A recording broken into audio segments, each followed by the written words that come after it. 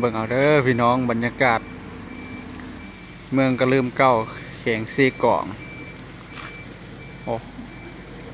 หมอกบ่เห็นหยังเลยปกคลุมไปทั่วเลย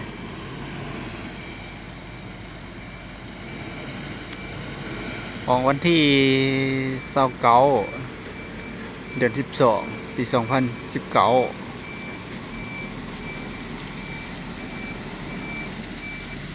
บ่เห็นหยังเลย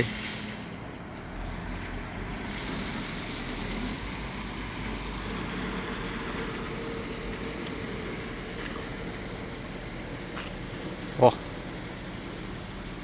ดวงอาทิตย์ก็ส่องหมอกจนบ่ได้